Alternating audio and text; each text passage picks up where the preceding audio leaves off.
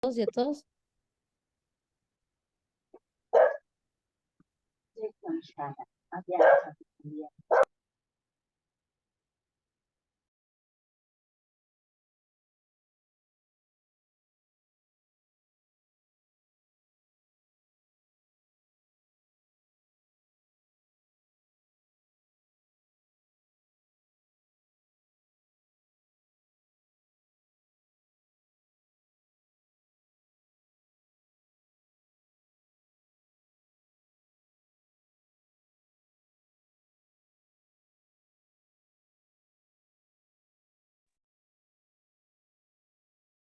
Buenas tardes a todos y a todas en este 5 de mayo.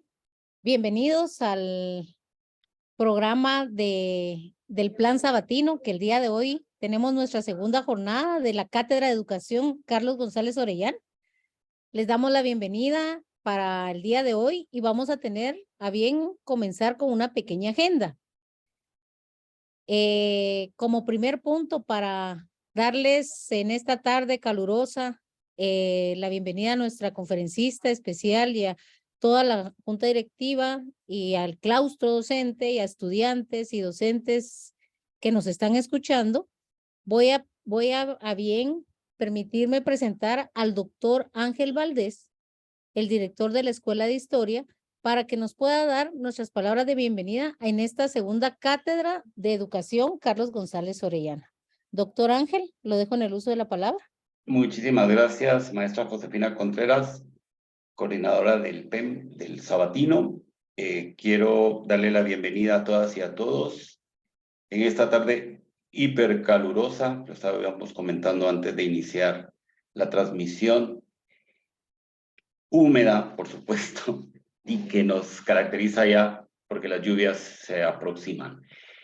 Para mí es un motivo de inmensa alegría poder estar abriendo esta segunda edición de la Cátedra de Educación Carlos González Orellana, porque fue una de las cosas con las cuales nos ilusionábamos poder realizar.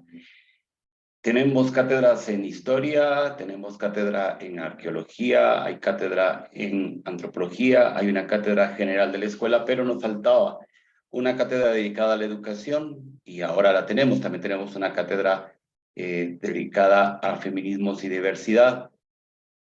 Con esto pretendemos abarcar todos los campos, todas las disciplinas del conocimiento que en Escuela de Historia impartimos, estudiamos y trabajamos en investigación. La educación es de suma importancia, siempre se dice, y ahora que estamos en un proceso electoral, es muy común escuchar que la solución para salir de la debacle en la que estamos como país, como sociedad, es la educación.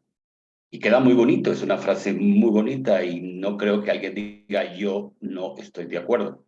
Pero yo puntualizo en un punto y es, no se trata únicamente de plantear la educación como esa panacea, como ese punto fundamental para poder desarrollarnos como sociedad.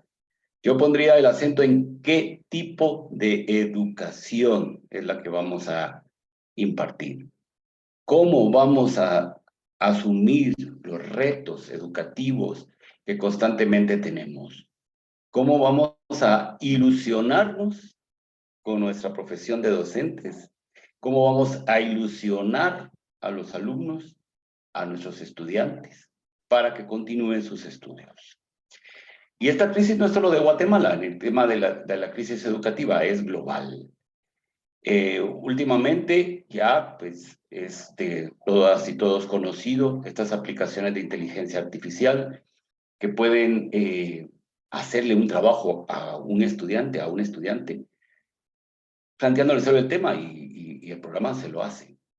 Ese es un reto. ¿Qué vamos a hacer? ¿Qué vamos a hacer? Antes era buscar el plagio. Eso era como nuestra tarea. Ahora va a ser buscar si realmente ese trabajo lo ha hecho un ser humano. Y no hay que verlo como tremendista, sino cómo podemos aprovechar este nuevo instrumento de la tecnología para avanzar en nuestros procesos educativos. Por otra parte, también está el uso de la terminología, de las categorías que vamos a utilizar para referirnos a la educación. Yo he sido muy crítico con esta forma de catalogar ahora a las maestras y a los maestros, llamándoles facilitadores del conocimiento. ¿Por qué? Porque esto viene siendo como el sinónimo de los colaboradores en lugar de trabajadores. Si vamos vaciando de contenido nuestra profesión, entonces más adelante no vamos a poder exigir nuestros derechos que tenemos como personas dedicadas a la docencia. Estos derechos van desde los meramente económicos hasta también ciertas formas de conducta en el aula. Se pierden las formas, se pierden los espacios, los estamos entregando a una lexicología propia del neoliberalismo y estamos vaciando de contenido de importancia lo que es la figura de una docente y un docente en un aula. Acuérdense que los estudiantes, los alumnos, cuando los ven en básicos o en bachillerato, su docente es la persona que sabe. Pues lo tenemos que demostrar, no podemos defraudarles. Tenemos que estar al día, no solo en las técnicas psicopedagógicas, sino también en la manera de transmitir estos conocimientos.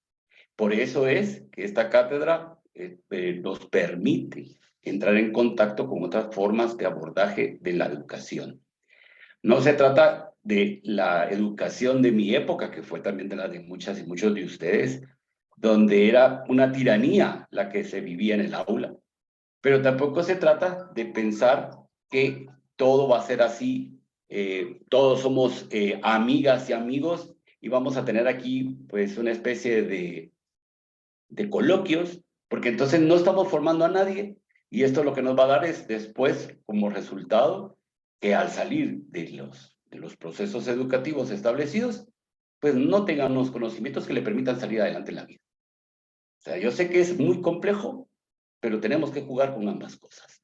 Por un lado, demostrar que nuestra vocación implica sacrificio, entrega, conocimiento, estudio constante, ilusión permanente y por la otra, una facilitación para ser accesibles a nuestras estudiantes, a nuestros estudiantes y que puedan plantearnos no solo las dudas correspondientes a las asignaturas que cada uno y cada uno de nosotros dé, sino también a la parte humana, que a veces las descuidamos. Esa parte humana que es estar pendiente de aquellas cuestiones que notemos que le están afectando. Y ahora es más fácil que antes, porque ahora basta con tener al grupo de estudiantes en nuestras redes sociales y ahí vamos a poder ver lo que sienten, lo que piensan, lo que les preocupa. Y es un buen termómetro para uno estar alerta al momento de que requiera de una persona que se le acerque y que la anime. Y que la anime. Y en algunos momentos, si va a ser oportuno, que como docentes podamos sugerirle a nuestras estudiantes, a nuestros estudiantes, una ayuda de terapia psicológica. En mi generación la psicología era mal vista. ¿Ya? ¿Por qué? Porque aquí iba al psicólogo pensaban que estaba loco. Y para mí es uno de los grandes aportes de la sociedad millennials que nos hace ver la necesidad de contar con una ayuda, con un apoyo, con un acompañamiento en aquellos puntos donde es necesario, donde es requerido y donde nos podamos fortalecer como personas. Los docentes también a veces tienen esta labor en el aula, por supuesto, y por eso como docentes tenemos que estar a la escucha. Es difícil en algunos momentos, pero tenemos que tener esa ilusión de estar a la escucha de lo que preocupa a nuestro grupo de estudiantes, de involucrarnos en sus procesos, de no solo llegar al aula, dar la clase y ya se acabó y hasta el otro periodo. Es ilusionante ser maestro. Es una de las profesiones que más llena. Lamentablemente, pues económicamente no es como para decir voy a salir de pobre, no. Eso ya lo sabemos todas y todos. Pero el poder uno incidir, influir para bien en las personas es muy gratificante como profesión. Espero que esta segunda cátedra nos aporte muchos elementos como lo fue la primera edición, que salgamos robustecidas y robustecidos con la tarea que día a día sacamos adelante. Ahora ya con el retorno, porque ya la inmensa mayoría está dando clases presenciales. Tuvimos un año del regreso a la presencialidad un tanto traumático por todo lo que había acontecido con la pandemia, pues ahora es seguir adelante, seguir actualizándonos, seguir con esa ilusión, insisto, en la tarea que cada una y cada uno tiene entre manos todos los días con un grupo que son su responsabilidad. Les agradezco infinitamente a quienes están acá, tanto en el Zoom como viéndonos por las redes de la Escuela de Historia. También agradezco a los dos conferencistas que vamos a tener en esta cátedra, la doctora Adriana Puig de Cross, que nos va a hablar desde Buenos Aires, Argentina, y el licenciado Luis Pedro Taracena, que es de la casa, que será quien nos dirigirá la conferencia el día de mañana. Felicitaciones a las organizadoras, a los organizadores, al área del Plan Sabatino y a todas y a todos quienes con esa disposición participan de actividades como esta. Muchísimas gracias y que pasen feliz tarde.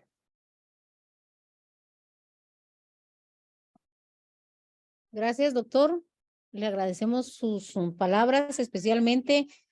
Es cierto, ¿verdad? Al final tenemos que ver qué tipo de docente queremos ser, somos y estar en constante reflexión para poder comprender y entender a estas nuevas generaciones, que también tenemos que tomar en cuenta que son generaciones diferentes, que son sujetos sociales diferentes y que la pandemia nos está dejando otras realidades.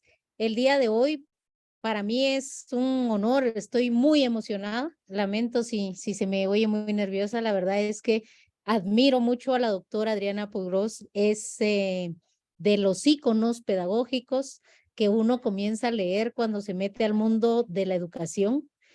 En realidad, tenerla en este momento para la Escuela de Historia, para nuestros estudiantes, para nuestros colegas, para las autoridades, para mí es un honor, es muy emocionante, un agradecimiento a la doctora haber agarrado un poco de su agenda y de su tiempo para compartir con nosotros muy noblemente el cariño que le tiene a la Universidad de San Carlos de Guatemala. Como lo dije, la cátedra es un diálogo de intercambio académico, doctora, es un espacio que nos permite reencontrarnos, revalorarnos y escucharnos de nuevo. Esta cátedra es un sueño del Plan Sabatino para que forman maestros, profesores de enseñanza media en educación para la enseñanza de la historia y una carrera de licenciatura para la enseñanza de la historia, que es la que en este momento me ha tocado coordinar. Estas carreras buscan esa mística de unir la educación con la parte social e histórica de las realidades, poner la práctica, la teoría en la práctica, esa parte humana, esa parte que nos hace tan políticos, tan sociales en las aulas, y he tenido la experiencia de compartir con colegas pedagogos de la escuela que trabajan en la escuela, que trabajan en humanidades, que nos han dado una ruta diferente de qué es la educación y cómo poder enseñarlas. Y en esa búsqueda he llegado a usted, he llegado a otras personas y por eso es que es muy emocionante tenerla el día de hoy. El día de hoy anuncia, ¿verdad? La Organización Mundial de la Salud que se acaba la pandemia. Eso trae tantas reacciones y tantos sentimientos porque existieron pérdidas humanas, existieron cambios y qué mejor día, ¿verdad? Que hoy para que usted nos pueda hablar sobre esta temática de después de la pandemia o este nuevo término pospandemia, ¿verdad? ¿A dónde va la educación en esa parte? Y yo no voy a seguir hablando porque la verdad es que la venimos a escuchar a usted, pero voy a presentarla como se merece. Agradezco de nuevo su participación y la doctora Adriana Victoria Puigros es doctora en pedagogía por la UNAM, doctora honoris causa de la Universidad de La Plata, Tucumán, Cuyo, Río Cuarto y del Pilar en Paraguay. Es profesora emérita de la UBA y profesora de la UNIPE. Recibió el primer Premio Nacional de Ensayo en Educación y el primer premio del Convenio Andrés Bello. Fue viceministra de Educación de la Nación, ministra de Educación de las provincias de Buenos Aires, diputada nacional y constituyente, investigadora principal del CONICET. Publicó 26 libros de su autoría. Es que sin duda en el campo pedagógico es un ícono, ¿verdad?, de la educación popular. Puedo leer el currículum y nos lleva media hora para poderse trasladar a todos, pero creo que con este resumen de resumen que la doctora nos dio para que la presentáramos, quiero dejarla en el uso de la palabra, agradecerle y contarle que el tiempo es suyo, la dinámica para la conferencia podemos hacer preguntas a través del chat, a través de Facebook y a través de este chat de Zoom, y al final vamos a leérselas para que usted nos pueda dar algunas respuestas si es que hay algunas dudas. Bienvenida, doctora, esta es su casa, Escuela de Historia de la Universidad de San Carlos. La dejo en el uso de la palabra.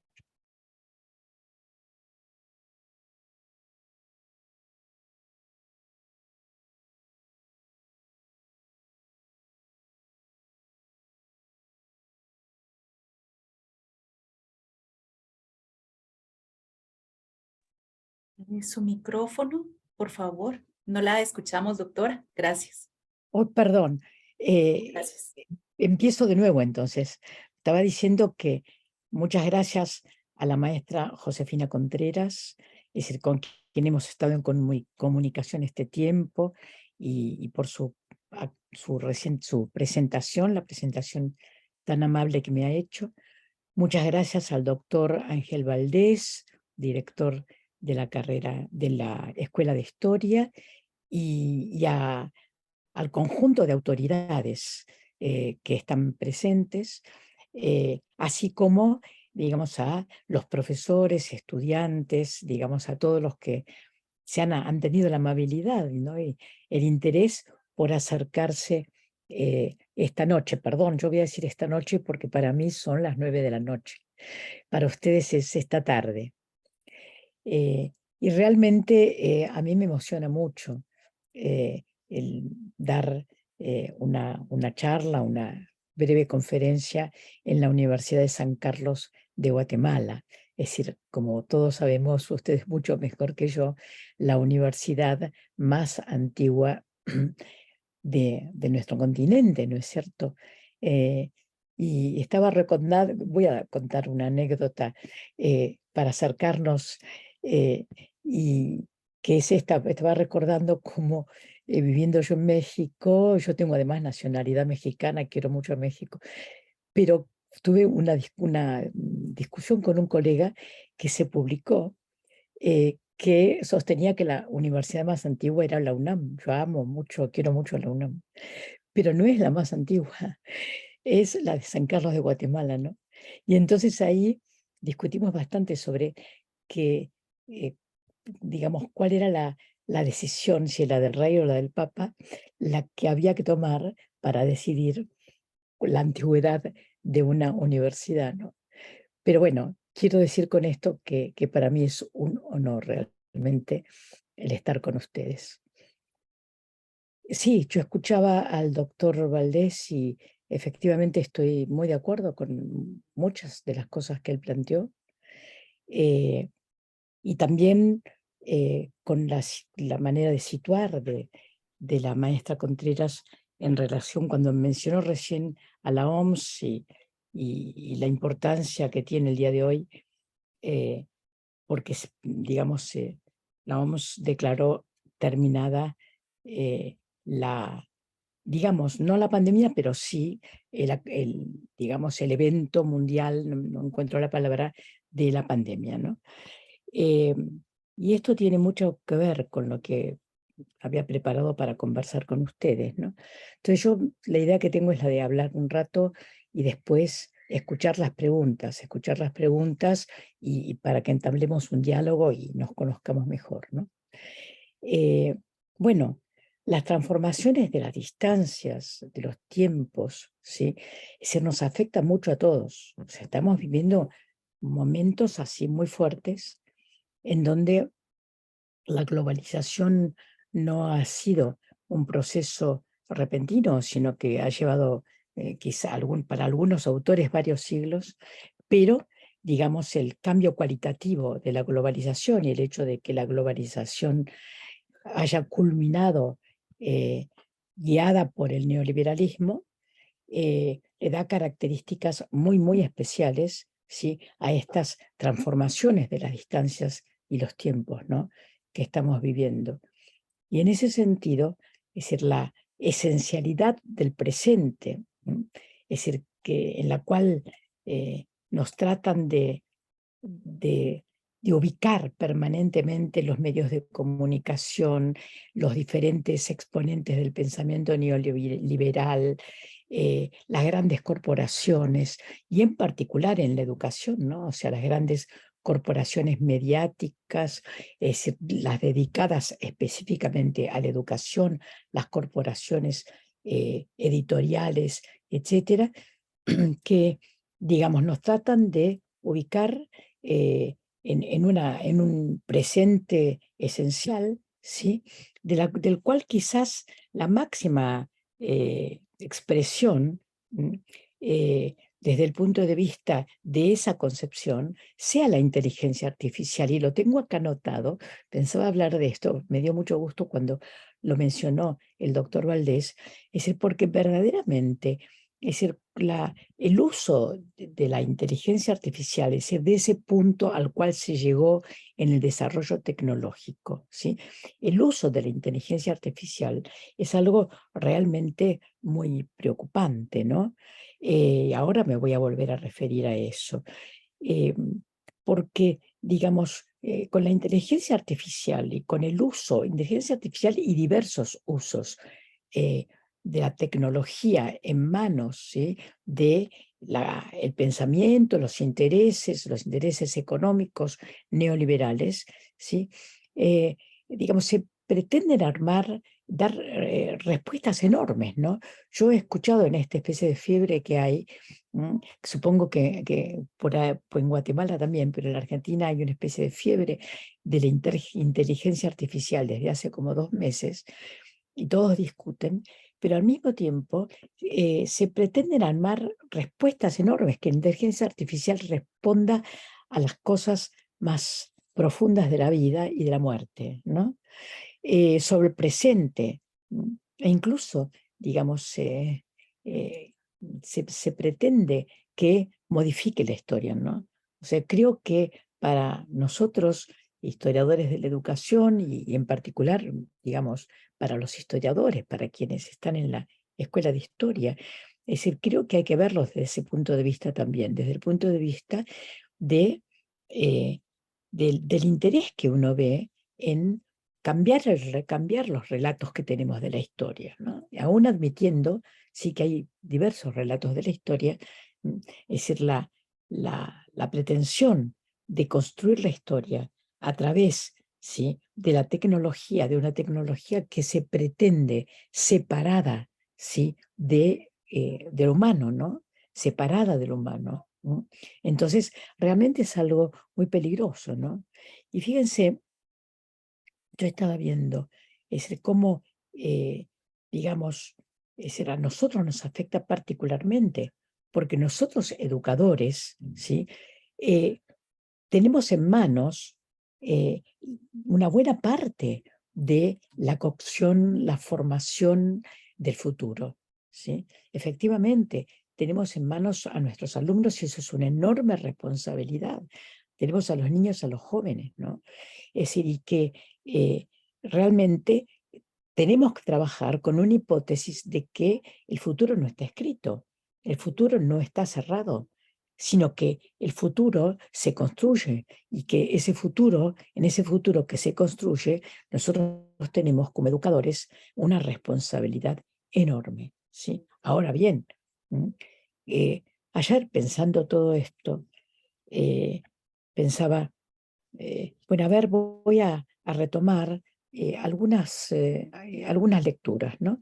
Y entonces estaba viendo nuevamente un libro muy interesante que se llama Sapiens, que es de un historiador que ustedes deben conocer, que es Yuval Harari, en donde él se preocupa por los avances de la ingeniería genética, de la nanotecnología, y él dice que están desarrollando un sistema básico, inmune, compuesto por millones de nanorobots, que tendrían algunas ventajas, que es que habitarían nuestros cuerpos, que abrirían las venas bloqueadas, que eliminarían células malignas, ¿sí? Es decir, que lucharían contra las bacterias, ¿no?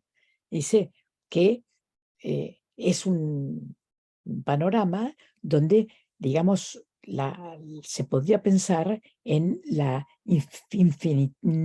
infinitud de la vida, excepto si circunstancias accidentales, dice él, es decir, y que yo le agregaría, excepto desastre ambiental, ¿no? Y frente a esto diría, a ver, quizás en la historia de la humanidad no ha habido un momento en el cual fuera una hipótesis posible, no una predicción de futuro, que eso es otra cosa, una hipótesis posible, el desastre ambiental.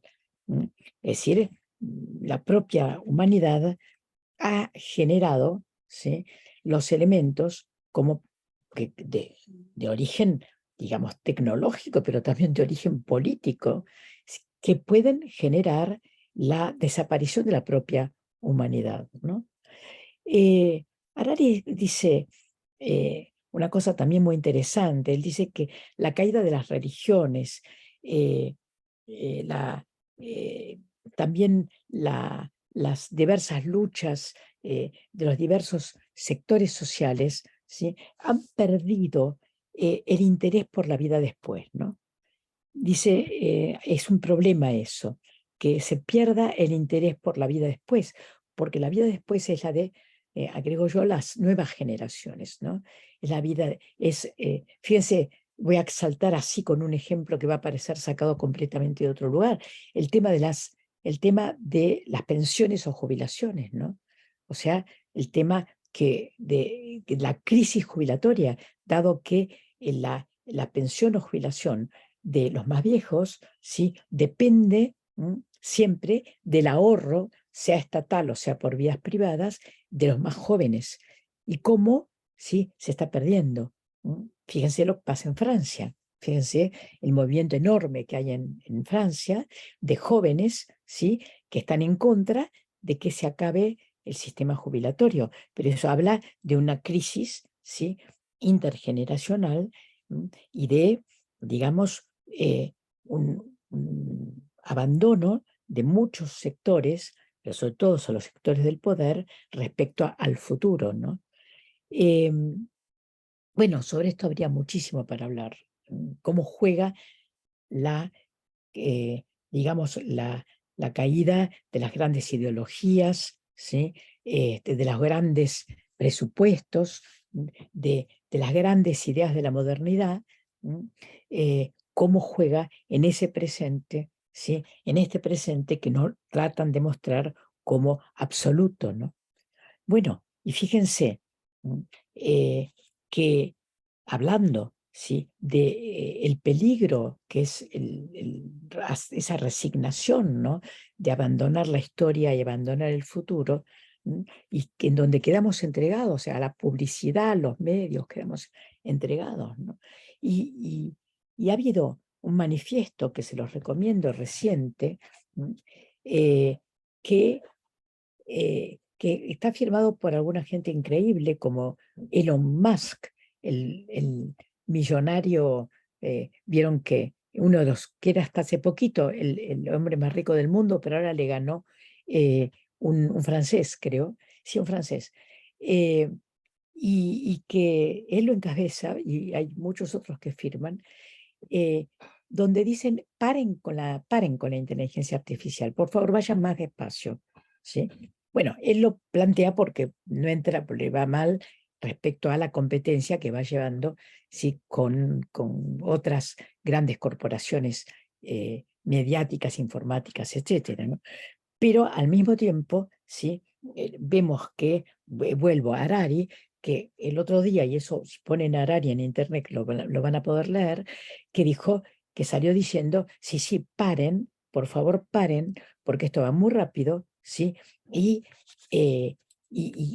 la tendencia es a suplantarnos, ¿no? Efectivamente, a irnos suplantando. O sea, esto que mencionaba el doctor Valdés, que era cuando él hablaba sobre la actitud del docente en el aula, y decía, no perdamos nuestro rol de docentes, no dejemos que vengan acá, ¿sí? Los que, bueno, se usan diferentes denominaciones, pero esos sustitutos del docente que mandan las fundaciones, las corporaciones, ¿sí?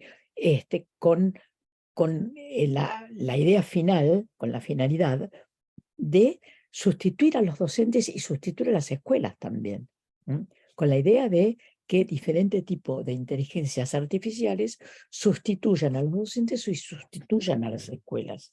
Entonces, digamos, la verdad que urge tomar conciencia de todo esto, ¿no? Urge tomar conciencia. Ahora, ustedes pueden preguntar, bueno, ¿qué tiene que ver todo esto que está diciendo con la historia, ¿no? Y yo creo que es importante parar esto. Tiene que ver con la historia, tiene que ver con la historiografía, tiene que ver con esa tarea hacia el futuro que hacemos los docentes, esa apuesta al futuro que hacemos los docentes, si no, no seríamos educadores. Y yo creo que es importante hacer todo este repaso porque necesitamos entender, ¿sí? De dónde venimos, ¿sí? Cómo llegamos a este punto en donde hay una situación tan complicada desde muchísimos puntos de vista que vive la humanidad. Y acá viene una pregunta que es una pregunta compleja, que es la que hizo el doctor Valdés respecto a qué tipo de docentes somos o formamos. Yo tenía anotado qué hicimos, ¿sí? ¿Qué dirección le estamos dando nosotros a la historia? Y la pregunta fuerte en el sentido de qué hemos hecho, es una pregunta que yo me hago muchas veces. Esto no cuenta para los docentes más jóvenes que no tienen responsabilidad en este sentido, pero yo, que ya llevo varias generaciones más jóvenes, ¿sí? Me pregunto, ¿qué hicimos nosotros, ¿sí? Como educadores? ¿Qué hicimos? Los que terminamos las carreras universitarias como educadores en los años 60. ¿Qué pasó, no? Desde aquellos años para llegar a la situación en la cual está el mundo ahora. Ahora, también, ¿sí? El tema es que no está escrito, como decía hace un rato, si no está escrito el futuro, también necesitamos hacer este repaso para ver cuáles son las posibles perspectivas, ¿sí?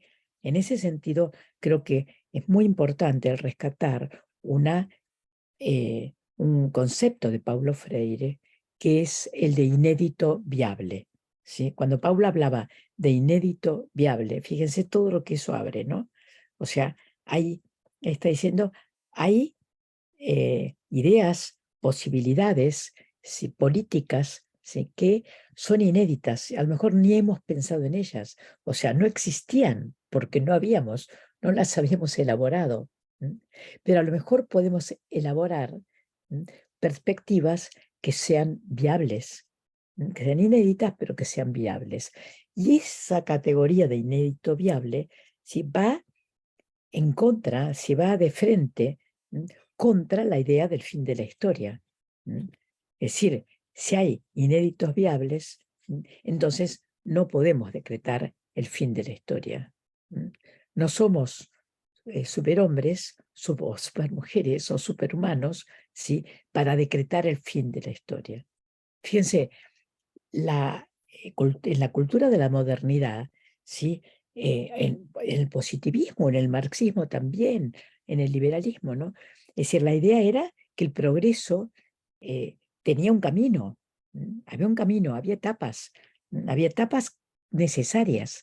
La humanidad iba a pasar por etapas necesarias. Ahora no tenemos esa convicción, por lo menos algunos no tenemos esa convicción. Pero eso no quiere decir que haya terminado la historia, sino que se nos pone más difícil, ¿no? Porque cuando se podía creer en el progreso eterno o en la sociedad que seguro iba a llegar al socialismo como muchos creímos, que era la ley de la historia. Y hoy pensamos que es más complejo, pero quizás se pueda llegar a una sociedad mucho más humana y más justa, ¿no? Entonces, digamos, quizá la historia es más compleja, ¿no? Y quizá la historia es que, como han dicho algunos estudiosos, quizás es una articulación, una combinación entre lo necesario, aquello que, bueno, procesos que se vienen dando y que no se van a detener así nomás, que tienen más proyección, sean buenos o sean malos, ¿sí? Es decir, la contingencia, que nosotros no manejamos, ni nosotros, ni el señor Elon Musk, no manejamos la contingencia. Por suerte, ¿no? Quiere decir que no sabemos todo, quiere decir que no hay una inteligencia artificial posible que sepa todo. No. Por suerte existe la contingencia. Y quizás es necesidad, contingencia e inédito viable, ¿no? Combinaciones, ¿sí? Que quizás nos sirvan para pensar. Yo no me gusta la idea de leyes de la historia, es decir, como si hubiera ya leyes predeterminadas de la historia. Porque la historia no se repite. Ahora sí, es importante el entender semejanzas y diferencias, ¿sí? En los tiempos, lugares, culturas, situaciones. Muy, muy importante tratar de entender. Es decir, y tratar de ver, a ver, cómo aprender de los actores, de los temas, ¿sí? Porque los actores, los temas, los problemas duran mucho más tiempo del que uno supone. Los periodos históricos son mucho más largos. Fíjense, el ejemplo tremendo es el de la Primera y la Segunda Guerra Mundial, ¿no? Que ahora muchas veces se ven como una sola guerra, como la continuidad, pero en el periodo entre guerras, ¿sí? Parecía que todo, después del Tratado de Versalles, que no iba a haber más guerra. Y después de la Segunda Guerra Mundial, con todos los acuerdos que se hicieron y con el fortalecimiento de las Naciones Unidas y de los organismos internacionales, parecía que no iba a haber más guerras. Estamos viviendo una guerra. Estamos viviendo una guerra que nos está afectando a todos, ¿sí? Entonces, además de eso, ¿sí? Me parece que vale la pena el ponerse, revisar la historia, valorizar la historia, ¿sí? Y en ese sentido, ver cómo ven la historia las nuevas generaciones, ¿no? Porque es importante hacer consciente que las nuevas generaciones no tuvieron la percepción inmediata de acontecimientos que nosotros tuvimos, así como nosotros, los de mi generación, no tuvimos la percepción inmediata de acontecimientos anteriores, ¿sí? Es decir, sino que los conocimos por el relato de nuestros mayores. Ahora, no sé cómo es en Guatemala, pero en muchos países, y en particular en el mío, el relato de los mayores se va perdiendo, ¿sí? Ese relato en la mesa familiar, ese relato de cómo son los antecedentes de nuestra familia o de nuestra comunidad, ¿sí? O de nuestro país, no de nuestro país. O, digamos, los acontecimientos más ampliamente regionales o mundiales, ¿no? O sea, en la Argentina eso se perdió, la transmisión de una generación a otra. Y queda solamente la escuela. Por eso quienes quieren acabar con la escuela desde las posturas neoliberales de desescolarización, realmente para mí significan un peligro, realmente un peligro en la transmisión generacional, ¿no? O sea, si no hay referencias, ¿sí?, al pasado, si no hay desde dónde transmitir, ¿sí?, esa historia que nos constituye, entonces, claro, ahí va a estar la inteligencia artificial, que es la que va, insisto, disculpen que repita, pero creo que vale la pena, la que nos construirá el pasado y el futuro, ¿no? Ahora, sin duda, ocurrió una alteración, ¿sí?, histórica en el orden de la adquisición y transmisión de los conocimientos. Esto no cabe duda. Y los jóvenes se apropiaron de una tecnología antes que los mayores.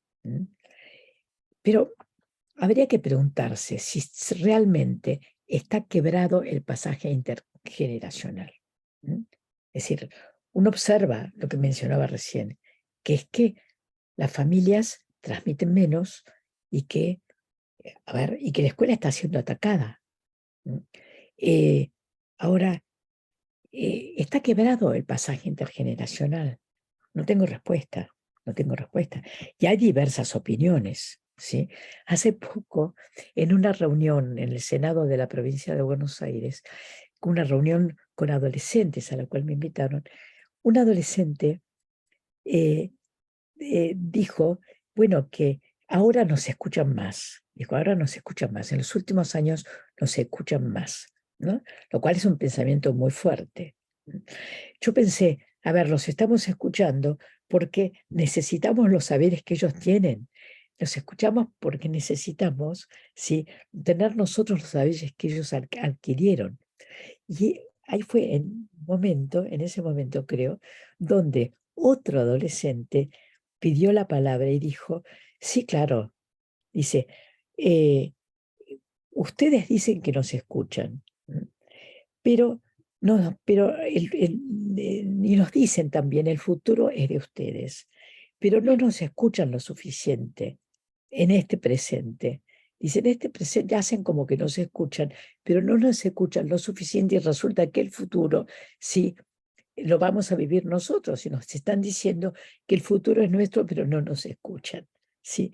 Entonces, es muy, muy interesante, ¿no? Porque, bueno, en todo momento de la historia ha sido un interrogante, cómo se pasará de una etapa a la otra, ¿no? Ahí hay una famosa discusión entre Nietzsche y un estudiante, ¿no?, que va sobre esto, ¿no? Es decir, cómo se pasará de una generación a la otra, cómo se atravesará la frontera que separa el presente del futuro, ¿sí? O sea, hasta la época de mis padres y mis abuelos, en las sociedades modernas, yo vengo de la sociedad moderna, ya vivo en el neoliberalismo hace rato, pero de ahí vengo. Y la experiencia de los mayores era fundamental, ¿no? Nos decían, te lo digo por experiencia, ya verás cómo se siente, las veces que yo pasé por esto, ¿no? Es decir, o a mí que me vienes a contar, ¿no? Pero la familia, la escuela, las iglesias, las instituciones de la producción y el trabajo eran espacios delimitados por fronteras. No estoy haciendo un juicio de valor, estoy haciendo una lectura histórica, que es otra cosa. Estaban delimitados por fronteras, ¿sí?, que aprendíamos tempranamente a reconocer. Y esas fronteras se habían tardado varios siglos en diferenciarse, ¿sí? Y recién alcanzaron identidades institucionales con la revolución industrial y con la consolidación de los Estados-nación. Pero damos un salto. Al comenzar la tercera década del siglo XXI, la organización social hegemonizada por el capitalismo financiero internacional sobre nuevas bases tecnológicas ha afectado seriamente a las instituciones de la modernidad. El trabajo virtual, que no está mal, pero depende de cómo se tome y para qué. La producción a destajo, ¿sí? El hecho de el trabajo individual virtual, y la idea de la desescolarización amenazan y avanzan por su cuenta y combinadas, ¿sí? Avanzan, digamos, amenazando el sostenimiento de los sujetos colectivos de la modernidad. La modernidad capitalista o la modernidad socialista, es decir, esos sujetos colectivos formados en la modernidad, es decir, desde mutuales hasta sindicatos, ¿sí? Desde enormes colectivos para la alfabetización, es decir, hasta, digamos, experiencias colectivas de educación popular.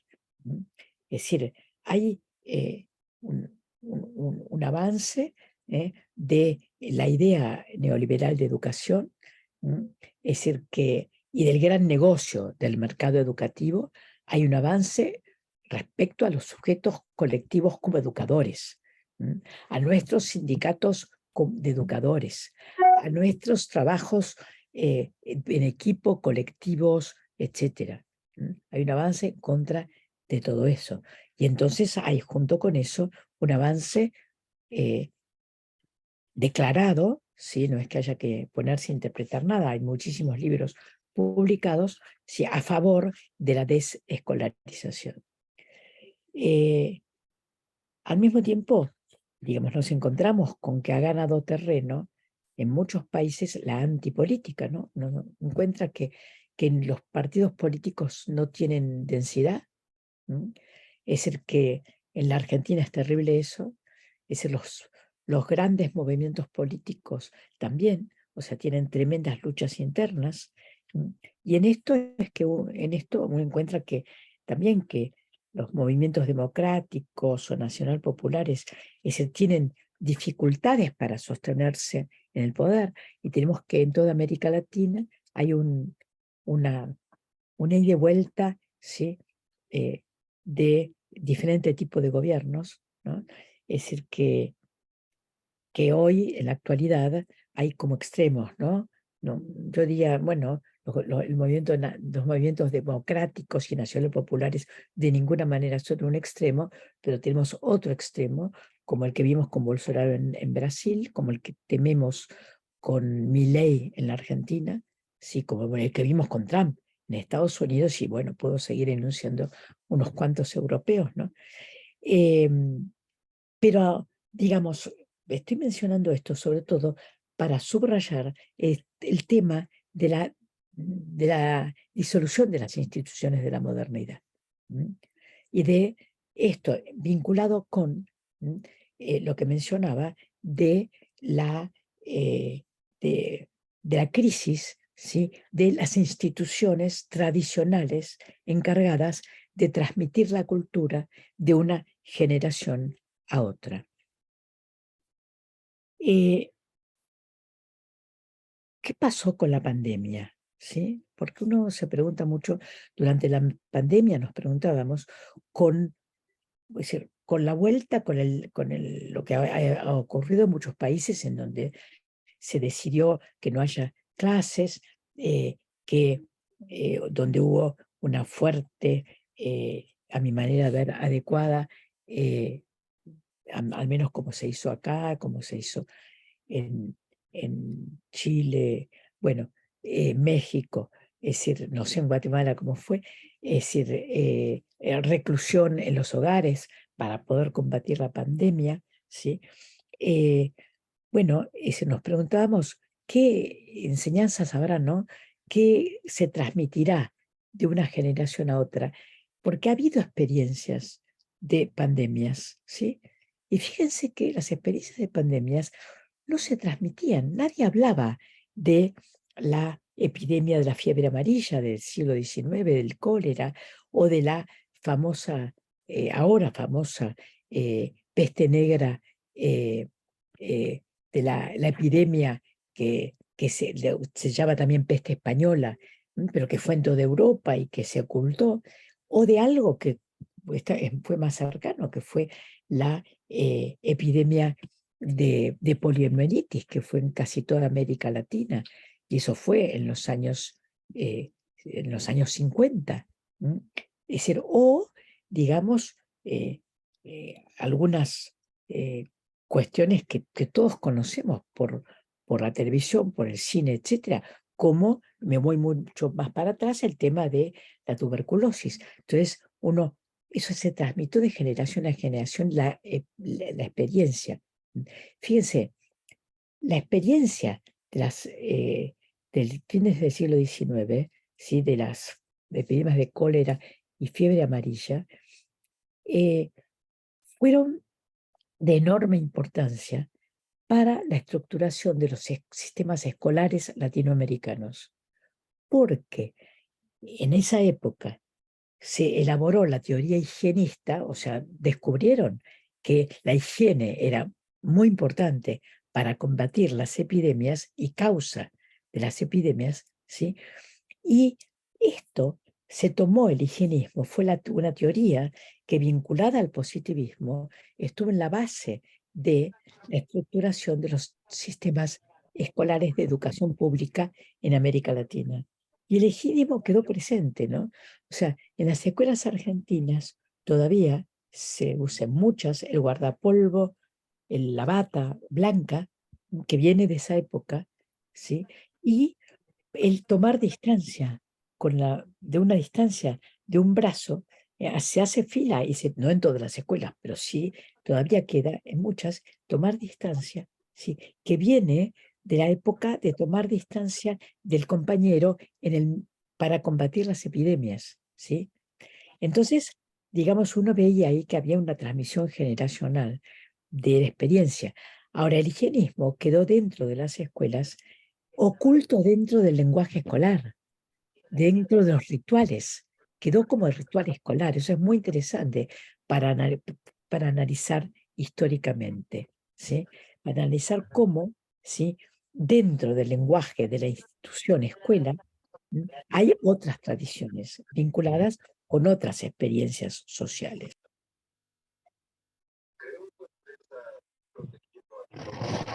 Perdone ese micrófono, doctora. Pareciera que se apagó. ¿Sí? Ahí está. Listo. Ya ¿Hace le mucho? escuchamos. No, ¿Se no, no. acaba? No. Sí, ahora mismo. Sí, gracias. Bueno, ahora, entonces, ¿cómo ha jugado la tecnología en todo esto, no? ¿Cómo ha jugado la tecnología en la pandemia? Y yo creo que lo que he visto por investigaciones que se están haciendo acá en la Argentina, en particular una investigación, dos investigaciones de la CETERA, que es la Confederación de Trabajadores de Educación de la República Argentina, y que yo asesoro, junto con otros, y que ha habido dos investigaciones, una sobre la pandemia en América Latina, que está publicada y que me gustaría mucho de alguna manera hacérsela llegar. Lo que voy a hacer es mandarles el link, porque gran parte está digitalizada, y es sobre la pandemia en América Latina, a partir de información que pedimos a los sindicatos, a muchos sindicatos de alrededor de 15 países de América Latina. No, 15, no hay 15, de alrededor de 10 países, 10 países. Y la otra investigación es en la Argentina. Ahí sí hay alrededor de 20 provincias argentinas en las cuales estábamos trabajando enseguida, al final de la pandemia y al comenzar, digamos, al terminar la pandemia, y ahora estamos haciendo una nueva investigación. Por cierto, ayer y hoy hubo reuniones varias reuniones con docentes de diversas provincias para que nos den su opinión, ¿sí? O hagan su relato sobre qué ha ocurrido en la pospandemia. Y entonces, en relación a lo que decía antes, que es en relación a cómo impactó la tecnología en la pandemia, algo que se ve no solo en la Argentina, sino en la investigación sobre América Latina, es que los docentes accedieron, ¿no? Los educadores accedieron a la tecnología, ¿no? De manera espontánea. O sea, que no hubo, ¿sí?, de parte de los gobiernos suficiente apoyo para que pudieran tener cursos, pudieran acceder de una manera sistemática, etc. Pero que en términos generales y naturalmente, haciendo todas las excepciones del caso que haga falta, los educadores, los docentes, los maestros, los profesores, ¿sí?, dieron un salto tecnológico.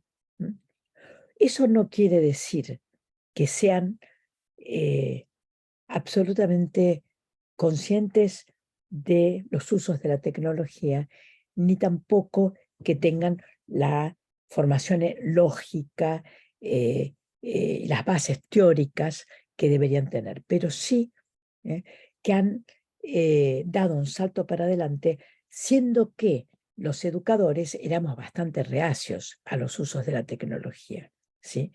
O sea, éramos reacios al uso de la televisión, no nos gustaba que entraran los teléfonos celulares al aula, etc. Y durante la pandemia hubo algo así como un descubrimiento de que hasta los teléfonos celulares, ¿sí?, son pequeñas computadoras que se han difundido muchísimo y que los niños y los adolescentes, en su gran mayoría, no todos, pero en su gran mayoría en América Latina, tienen algún tipo de acceso, aunque no tengan, aunque no posean, no puedan comprar un celular, tienen algún tipo de acceso. Y en algún lugar ven una pantalla de televisión. Y obviamente los sectores medios tienen mucho más acceso. Es decir, y el celular puede ser una pequeña computadora. Con lo cual, digamos, lo que vemos es que ha habido, durante la pandemia, ha habido un avance tecnológico de la población, que es un avance que, por cierto, ha sido desigual. Ha sido desigual desde el punto de vista social, desigual desde el punto de vista regional, desigual desde el punto de vista de las grandes ciudades y los sectores rurales, y desigual desde el punto de vista generacional. Ahí yo voy a hacer una llamada corporativa de mi corporación, ¿no?, de las generaciones de más edad, porque nos han dejado afuera, ¿no? Entonces, digamos, el hecho de que cada vez avancen más los trámites, etcétera, por vía digital, en la Argentina está muy bien que vayan siendo por vía digital, son mucho más rápidos. Hoy, en 24 horas, uno consigue solucionar cualquier problema institucional porque son rapidísimos, pero el problema es que hace falta que 2 o 3 generaciones, ¿sí?, aprendan rápidamente, y para eso hace falta que los incluyamos como educandos, ¿sí?, que los educandos no sean solamente los niños y los jóvenes, sino los adultos mayores y los más mayores de todos, ¿sí?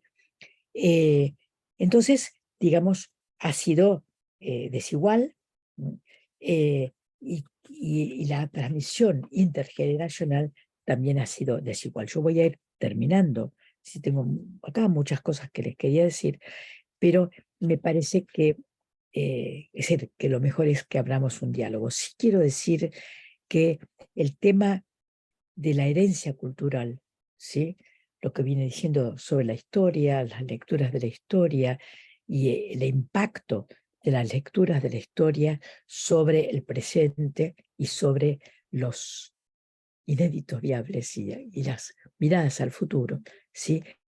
Es decir, la herencia cultural también está cruzada, ¿sí?, por el neoliberalismo. Y que el pensamiento democrático popular latinoamericano tiene una tarea al respecto.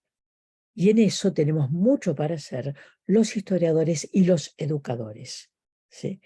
Es decir, no podemos quedarnos con las historias que nos cuentan los medios. Es decir, que cuenten, que hagan el relato que quieran del rey de Inglaterra, del Reino Unido que va a asumir mañana. Que hagan el relato que quieran. Yo estoy muy enojada hoy, con el Reino Unido, muy enojada, porque resulta que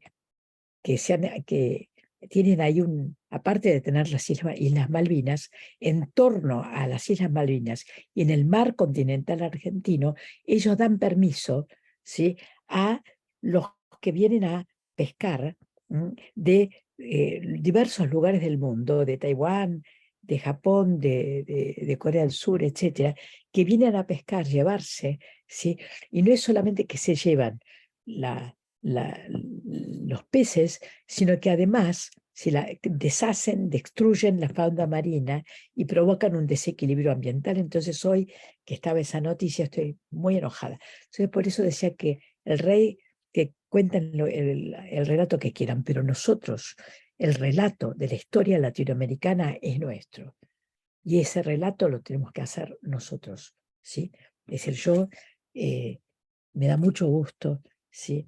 Me da mucho, no sé, es un honor el haber hablado con ustedes, el poder seguir ahora conversando en la cátedra de la cátedra Carlos González Orellana, porque su historia, ¿sí?, su historia de la educación en Guatemala, la tengo acá, la tengo hace muchos años, es la que me ha guiado en muchos aspectos de la historia latinoamericana, de la educación latinoamericana.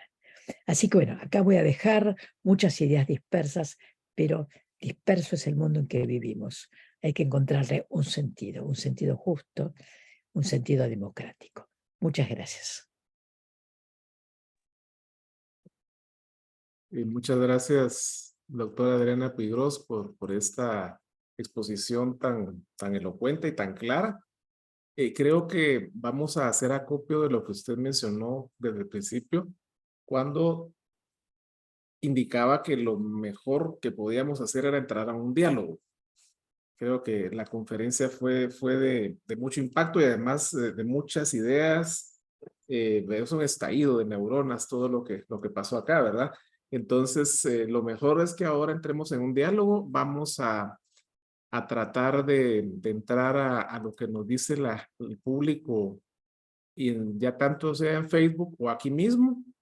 Aquí hay un buen grupo de colegas y estudiantes de las carreras de profesorado y de licenciatura en historia, así que aquí pueden dejar sus preguntas también y vamos a ir viendo qué opina el público en Facebook. ¿Cuáles son las interrogantes que tenemos?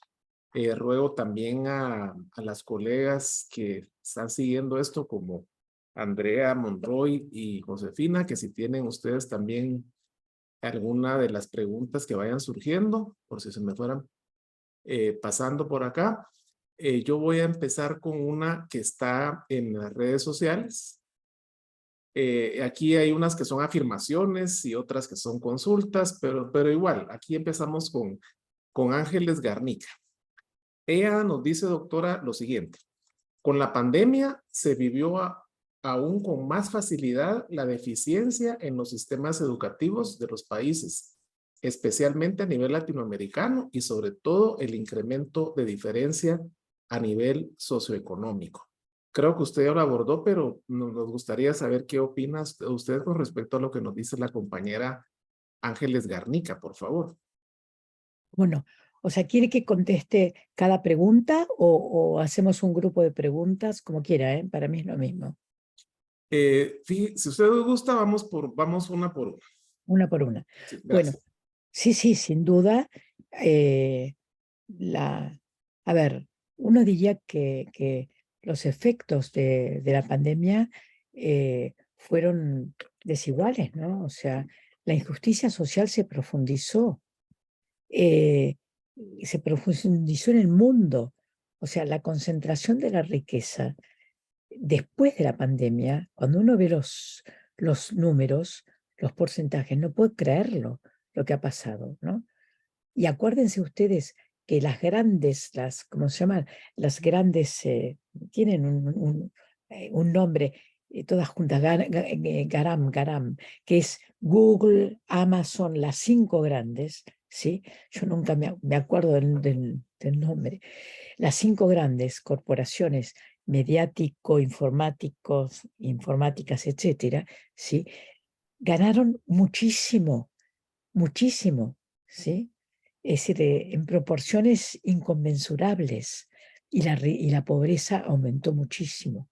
Nosotros tenemos 45% de nivel de la población es pobre, ¿sí? Es decir, decía el Papa el otro día, cuando yo lo recuerdo que en los años 50, 60, en la Argentina, era el 5% de la población era pobre. Ahora es el 45% y con un 20% en la miseria, ¿sí? Miren, en el aeropuerto de la ciudad de Buenos Aires, esto es una cosa increíble. Yo voy el otro día y veo gente durmiendo. Entonces tardé 10 minutos en realmente no aceptar, sino decir, sí, esto es lo que está pasando, que había, sí, después me enteré del número, porque después lo pasaron por televisión, 200 personas que viven en el aeropuerto y que les pasan los turistas, ¿no? Es un aeropuerto internacional. Pasan los turistas y les dejan monedas o les compran. Había una señora que contaba cómo un turista fue y le compró una torta, ¿no? Es una cosa, bueno, a ver, disculpen, pero para nosotros es muy impactante porque la Argentina no era un país con pobreza fuerte, ¿no? Esto tenemos después de la pandemia, ¿no? Y les cuento que, claro, nosotros tenemos el gobierno actual que termina a fin de año, es un gobierno democráticamente elegido, aunque tiene muchos problemas, pero que fue elegido democráticamente y que representa sectores populares, digamos, pero asumió con 55.000 millones de deuda externa que había causado el gobierno neoliberal anterior y que puede ganar las próximas elecciones, ojalá que no. Bueno, 55.000 millones de deuda, pandemia, y ahora tenemos la sequía más fuerte del último siglo. Esta es la situación. Ahora, pensando en América Latina en su conjunto y pensando en la educación, sí, estamos mucho peor. Y América Latina, como sabemos, es el continente más desigual del mundo. Esa desigualdad se profundizó. Y la desigualdad educativa se profundizó. Y si no sostenemos los sistemas de educación pública, va a ser mucho más grave. Muchas gracias, doctora. Vamos a ir equilibrando las preguntas de las redes sociales con las preguntas internas que tenemos acá en la mesa.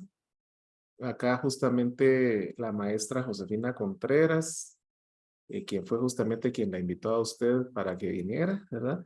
Nos dice así, doctora, en nuestro país la educación retoma la presencialidad y las escuelas siguen con las mismas maneras de enseñar que se tenía antes de la pandemia. ¿Será esto viable o existen otras maneras para transformar esa educación? Es una pregunta muy complicada, maestra. Sí, yo creo que sí, que se sigue con las mismas formas de enseñar. Pero no, sí, pero no. La historia no se repite, decía hace un rato.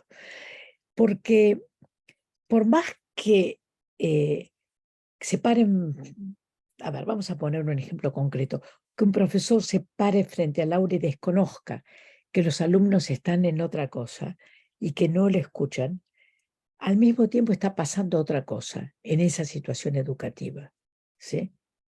Porque en una situación educativa hay por lo menos dos, uno que enseña y otro que aprende, u otros que están para aprender, ¿no? Entonces pasa algo distinto. Yo no creo que no se aprenda. A lo mejor no se aprenden algunos contenidos, ¿sí? Y hay un déficit que es grave de no aprendizaje o mal aprendizaje de una disciplina. Pero al mismo tiempo habría que analizar qué está ocurriendo ahí. Lo dejo ahí como pregunta, ¿no? Ahora, sí me parece que hay que esforzarse mucho en la formación de los docentes. Y que los docentes tienen que ser formados al menos en dos aspectos. Uno, que es el aspecto de la socialización, y el otro es el de la propia disciplina.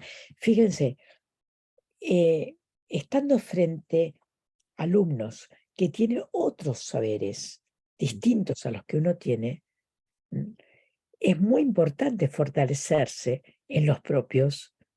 Pero entonces, si uno está seguro o segura de los propios saberes, entonces puede con tranquilidad decirles a los alumnos, sí, yo no sé lo que tú sabes.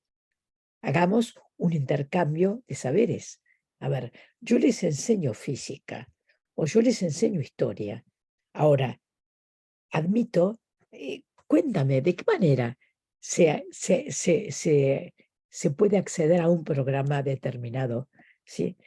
¿Cómo accedes, ¿sí?, a un programa de Internet u otra cuestión que es muy importante?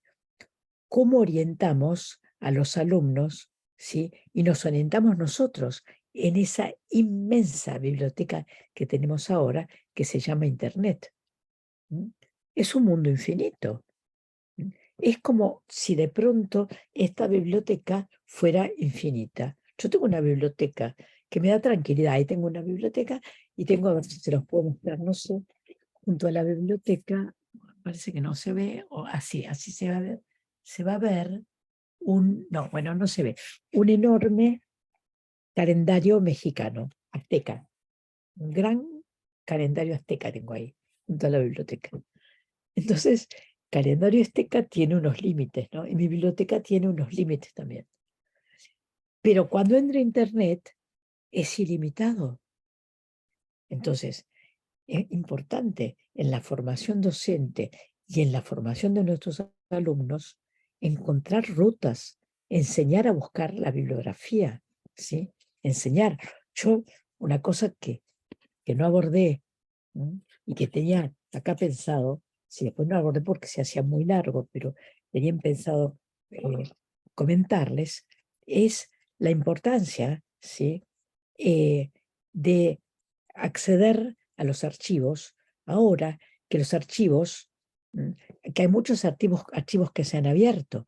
O sea, se abrió el archivo del Vaticano, los Estados Unidos abrieron archivos. Hay varios países latinoamericanos que abrieron archivos. En el caso de Argentina, archivos de Chile también se está haciendo, archivos de la represión, ¿no? De las dictaduras. Entonces, digamos, es importante el saber qué hacer con los archivos, ¿no? Es decir, cómo guiarnos en los archivos, qué bibliografía seleccionar. Y con los estudiantes, ¿sí?, que entran a Internet y se quedan atrapados en esos juegos en donde se trata de matar o morir, ¿no? Es decir, esos juegos en donde, digamos, hay que ganarle al otro. Son juegos de guerra que naturalizan la guerra de una u otra manera. Entonces, ellos quedan atrapados. ¿Cómo enseñarles a salir de ahí, no? Y a tener intereses, a los docentes también, otros intereses, interesarse en otras cuestiones, en literatura, ¿no?, en novelas policiales, ficción, lo que fuere, relatos históricos. Bueno. Muchas gracias, doctora. Acá vamos a hacer unas mezclas de algunas preguntas de ambos lugares donde están llegando. Por ejemplo, Dani Villegas, estudiante del profesorado en Historia, nos pregunta, doctora, ¿cree usted que de alguna manera la tecnología ha roto las brechas sociales y ha generado un mejor aprendizaje? No, no creo que por sí misma la tecnología haya roto las brechas sociales, no. No. La tecnología no existe por sí misma, sino que es un instrumento de los humanos. Ha sido generada por los humanos, usada por los humanos, ¿sí? Y no hace cosas por sí misma. Entonces hay que ver quiénes y de qué manera usan la tecnología y se apropian de la tecnología. Durante la pandemia, quienes han avanzado en la apropiación de la tecnología.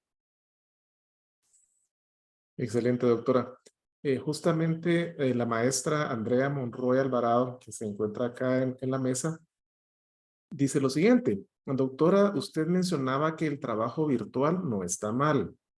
¿Qué condiciones debiese tener para lograr un aprendizaje real en esa modalidad virtual? Si esto tendría que ver con la edad o qué es lo que usted considera. No, yo creo que no tiene que ver con la edad, ¿no? Me parece que no estoy de acuerdo con la idea de que hay límites de edad para el aprendizaje. Obviamente hay límites físicos, obviamente no estoy negando las limitaciones físicas, ¿no? Pero no es por la edad solamente, si hay otras razones. Y creo que todavía no se ha enseñado bien la tecnología, ¿no? Porque me parece que la tecnología no se debe enseñar solo de manera mecánica.